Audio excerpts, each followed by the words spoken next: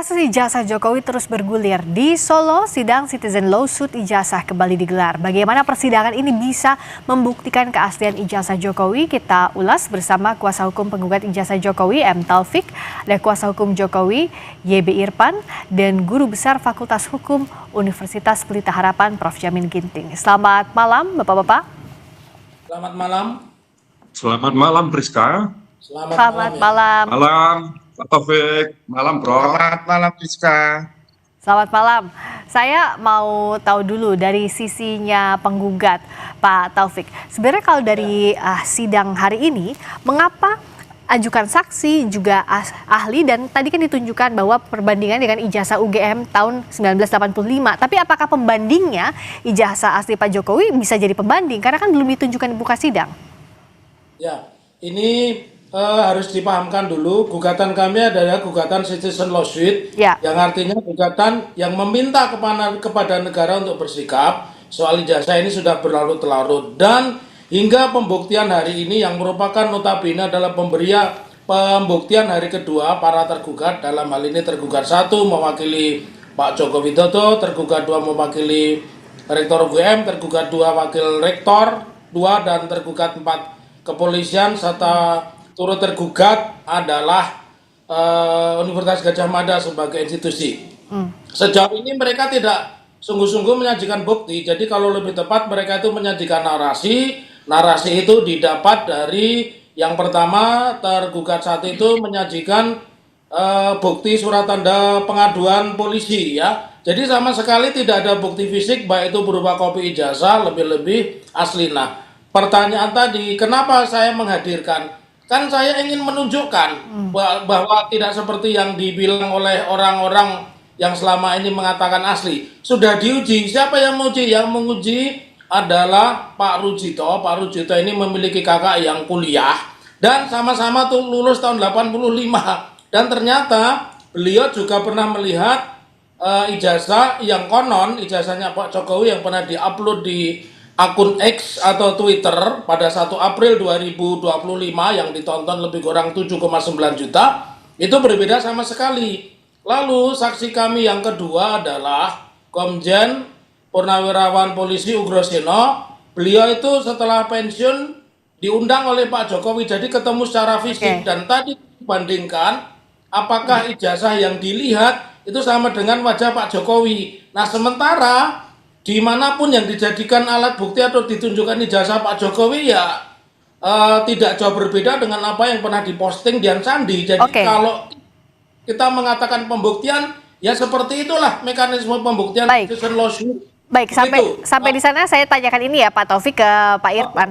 Di sidang tadi masih diragukan soal fotonya Pak Jokowi dianggap tidak sama, pun juga ijazahnya berbeda dengan kawan seangkatannya di 1985. Tadi juga Pak Taufik bilang bahwa yang sejauh ini tidak ada pembuktian secara bukti kuat, tapi adanya narasi. Silakan Pak Irfan. Terima kasih, Priska. Menanggapi apa yang disampaikan oleh rekan sejawat saya, Dr. Muhammad Taufik, yang perlu dipahami dalam hal ini adalah apa sebetulnya yang menjadi peristiwa atau peristiwa yang menjadi pokok sengketa di dalam gugatan CLS sebagaimana diajukan oleh top-topan hakim. Nah, kalau kita cermati secara seksama bahwa peristiwa hukum yang menjadi pokok sengketa adalah mengenai tindakan Pak Jokowi yang menolak secara tegas untuk memperlihatkan ijazah asli kepada tim pembela ulama dan aktivis. Pertanyaannya adalah, apakah salah? Apakah merupakan suatu perbuatan melawan hukum? Apakah merupakan onrehmat gedek tindakan yang dilakukan oleh Pak Jokowi untuk tidak memperlihatkan ijazah asli kepada tim pembela ulama dan aktivis? Karena secara hukum Pak Jokowi tidak ada kewajiban untuk memperlihatkan ijazah itu kepada TPUA, mengingat TPUA adalah bukan merupakan suatu institusi yang diberi kewenangan sebagaimana layaknya aparat penegak hukum.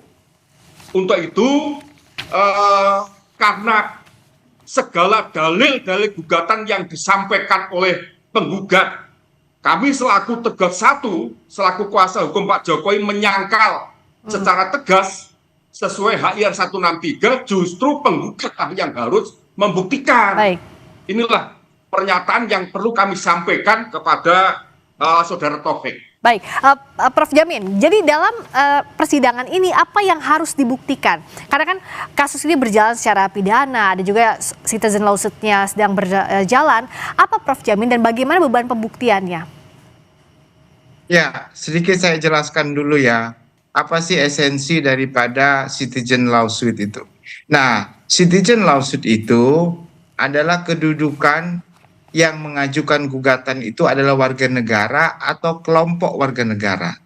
Tergugatnya siapa? Tergugatnya adalah pemerintah atau negara atau penyelenggara negara. Jadi nggak bisa individu, organisasi masyarakat. Kedudukannya sebagai negara atau penyelenggara negara. Objek gugatannya apa? Objek gugatannya adalah karena negara lalai atau negara atau penyelenggara negara melakukan perbuatan melawan hukum oleh negara. Nah, itu esensinya dari gugatan lawsuit. Tujuannya adalah apa? Untuk kepentingan publik, bukan ganti rugi. Ya. Jadi yang tergugat di sini ya harus bisa membuktikan kalau dalam penyelenggaraan negara dia sudah berdasarkan asas-asas pemerintahan yang baik, sudah melakukan suatu perbuatan yang baik. Nah, ini beda dengan kasus pidana tentunya, beda dengan kasus yang sebelum-sebelumnya. Jadi pada saat ini yang perlu dibuktikan oleh penggugat ini, ada enggak kewajiban dari UGM sebagai suatu lembaga institusi yang harus menunjukkan keaslian, atau Dirjen Dikti, atau orang-orang yang memiliki kewenangan untuk itu, apakah Polda, apakah Polri, bukan kepada pribadi Pak Jokowi yang bukan lagi sebagai penyelenggara negara. Nah, kalau dari Pak Taufik, karena kalau bicara soal gugatan lawsuit ini, sebelumnya kan UGM sudah pernah bilang, rektornya, bahwa ijazah Pak Jokowi menurut UGM adalah asli.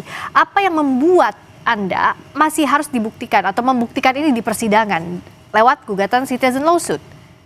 Ya, pertama saya koreksi dulu. Kita tidak menggugat Jokowi sebagai pribadi. Jangan lupa, Jokowi atau Pak Jokowi itu adalah entitas yang berada di Danantara. Danantara itu adalah lembaga negara. Jadi tidak bisa yang analisa mengatakan pribadi. Siapa yang menggugat pribadi? Lalu yang kedua, kami juga menggugat yang namanya Rektor Universitas Gadjah Mada. Kami menggugat Wakil Rektor. Kami menggugat Kapolri. Kenapa? Karena institusi itulah yang menyatakan mereka memiliki jasa sah. Bahkan kepolisian itu menyita di dalam proses pelaporan. Maka menjadi satu keanehan begitu. Kenapa sampai berlarut-larut bahwa negara yang seharusnya menyelesaikan isu tentang ijazah ini secepat mungkin, bahkan tadi rekan JB Irfan itu mengatakan akan meminjam kepada Polri, padahal Polri kami gugat. Jadi tidak ada lubang yang lolos yang lewat dari gugatan kami. Nah, tujuannya kenapa tadi menjawab pertanyaan Anda, selama ini hanya narasi. Misalkan Rektor itu mengatakan meyakini, ini kan bukan ajaran kebatinan, kenapa diyakini? Ijazah itu kan sesuatu bukti yang secara fisik maupun diuji dengan cara apapun itu kan satu hal yang mudah. Lalu yang kedua, kenapa hingga hari ini kepolisian tidak pernah menunjukkan, bahkan membuktikan pun tidak, alih-alih membuktikan bertanya pun tidak, maka makin meyakinkan kepada kita bahwa tidak ada yang salah dengan gugatan citizen lawsuit. Jadi itulah argumen kami, dan kami menjawab apa yang disampaikan rekan Irfan, bahwa di dalam gugatan perdata itu tergugat pun mendalihkan juga, itu bisa dilihat di pasal 1865 KUH Perdata atau 164 HIR dan 283 RBG.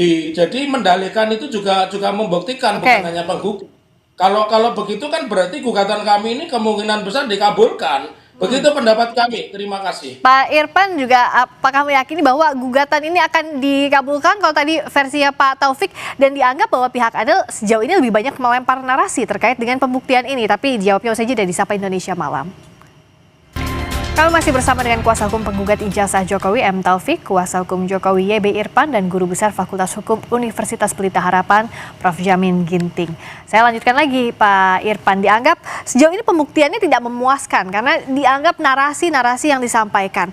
Nah, dari pihak Anda bagaimana untuk meyakinkan ini dan menjawabnya lewat untuk menjawab gugatan citizen lawsuit yang dilayangkan oleh Pak Taufik dan kawan-kawan, Pak Irfan? Terkait dengan gugatan CLS yang pada saat ini sedang dalam tahap pemeriksaan bukti, pada tahap jawab jinawab kami sudah memberikan suatu tanggapan dalam bentuk eksepsi yang pada pokoknya bahwa gugatan sebagaimana dimaksud tidak memenuhi karakteristik sebagaimana gugatan CLS yang disebutkan oleh Prof. Jamin. Sebab kalau saya perhatikan dari peristiwa hukum yang disengketakan, ini bukan lagi mengenai tindakan pemerintah atau penyelenggara negara yang karena lalai memenuhi atas hak-hak daripada warga negara. Begitu juga pihaknya, Pak Jokowi dalam hal ini bukan lagi sebagai pejabat negara, melainkan sebagai warga negara biasa. Kemudian kalau saya perhatikan dari petitumnya atau hal-hal yang dimohonkan diputus oleh majelis hakim, bukan lagi dalam bentuk kebijakan yang harus diambil oleh penyelenggara negara dengan harapan jangan sampai hak-hak warga negara yang selama ini terabaikan terulang kembali, melainkan tuntutan yang dimaksud sebatas yang pertama menyatakan para tergugat perbuatan melawan hukum, kemudian menyatakan agar Pak Jokowi menyampaikan pernyataan maaf kepada penggugat. Memangnya siapa itu penggugat? Pak Jokowi supaya minta maaf. Nah, inilah menurut saya kesalahan yang sangat fatal sehingga tidak memenuhi karakteristik daripada gugatan CLS, sehingga wajar kami sampai saat ini merasa optimis dan yakini eksepsi yang sudah masuk pada pokok perkara oleh majelis hakim tentu saja akan mempertimbangkan. Demikian, Priska. Baik, saya ke Prof. Jamin. Bagaimana dalam pembuktian di persidangan kalau dalam eksepsinya disebutkan bahwa ini error in persona tidak tepat yang tergugatnya, lalu juga obscur libel atau ada kabur gugatannya itu. Seperti apa, Prof. Jamin? Dan jikalau ini dikabulkan, apa yang akan terjadi? Jika tidak dikabulkan, apa yang akan terjadi? Ya, tentu karena ini spesifik ya. Sampai saat ini kita belum punya undang-undang nih terkait dengan gugatan lawsuit ini ya. Tidak ada undang-undangnya. Jadi acuannya hanya HIR saja begitu ya. Nah, jadi kalau hukum acara yang digunakan memang hukum acara keperdataan ya. Artinya dalam konteks ini kalau eksepsinya dikabulkan, tentu maka gugatan dinyatakan NO ya. NO, jadi tidak dapat diterima. Kenapa tidak diterima? Karena objek yang dimohonkan tidak sesuai dengan karakteristik dari permohonan gugatan lawsuit tadi. Tadi sudah disampaikan. Sebenarnya tuntutan utama daripada citizen lawsuit ini apa sih? Tujuan utamanya adalah supaya itu pemerintah melakukan tindakan yang diharapkan sesuai dengan keinginan dari masyarakat ya, tindakan ya, bukan ganti rugi, bukan uang begitu ya. Lalu melakukan perubahan terhadap kebijakan yang selama ini dianggap salah atau bertentangan, dan juga ada pemenuhan hak konstitusi dari warga negara tersebut. Nah, salah satu kalau tadi disampaikan oleh Pak Taufik terkait dengan meminta informasi publik, sebenarnya itu sengketa informasi publik yang sudah pernah juga diperiksa pada sistem informasi publiknya waktu itu sudah dilakukan. Jadi saya mengira apa yang menjadi kewajiban negara yang harus dilakukan untuk membuka apakah benar ada ijazah atau tidak, ini lebih spesifik ya. Jadi kepentingan publik yang dimaksudkan itu yang mana?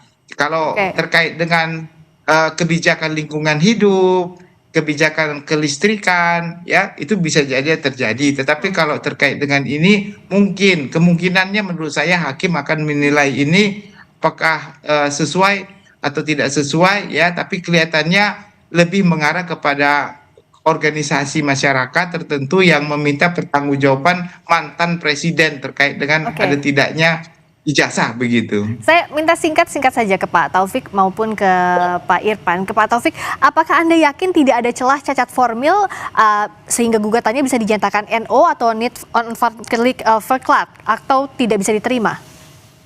Nah, ini sudah terjawab sebenarnya. Kan tanggal 23 Desember persidangan dilanjutkan. Artinya eksepsi yang disampaikan oleh rekan Irfan itu sudah ditolak. Artinya pengadilan negeri Surakarta berwenang. Lalu hari ini ada kabar bagus. Bonatua itu permohonannya diterima dan termohon dalam hal ini mantan presiden ke-7 itu untuk menundukkan ijazahnya. Lalu saya menggarisbawahi apa yang disampaikan oleh Prof. Jamin Ginting bahwa hukum itu selalu ada yang namanya escape clause, jalan keluar. Jadi tidak ada mengatakan tidak ada hukumnya. Jadi sudah jelas putusan KIP pusat dan ditolaknya eksepsi serta berlanjutnya pemeriksaan itu merupakan sebuah angin segar. Begitu. Terima kasih. Kalau Pak Irfan singkat saja, Anda meyakini bahwa masih ada celah untuk cacat formil? Kami meyakini dan sekaligus koreksi pernyataan yang disampaikan oleh rekan kami Muhammad Taufik bahwa terkait dengan eksepsi yang ditolak adalah kompetensi mengenai kewenangan mengadili atau kewenangan absolut. Namun demikian, selain kompetensi absolut yang pada saat ini telah dinyatakan tidak dikabulkan, masih terdapat eksepsi lain, yakni eksepsi obscur libel, kemudian gugatan tersebut diajukan masih bersifat prematur, oleh karena notifikasi yang disampaikan sebelum 60 hari itu sudah diajukan gugatan, kemudian gugatan tersebut menurut pendapat saya terjadi error impersona, mengingat Pak Jokowi bukan lagi sebagai penyelenggara negara, tetapi di dalam gugatan CLS ini ditarik sebagai pihak tergugat satu. Terima kasih. Baik, prosesnya masih berlangsung. Persidangan CLS ini atau Citizen Lawsuit ini sekaligus juga jadi pendidikan hukum untuk publik. Kita akan lihat kemana arahnya, apa yang jadi putusan hakim. Terima kasih kuasa hukum penggugat ijazah Jokowi, Pak M. Taufik, kuasa hukum Pak Jokowi, Pak YB Irfan, Guru Besar Fakultas Hukum Universitas Pelita Harapan, Prof. Jamin Ginting. Selamat malam. Terima kasih. Malam, Prof.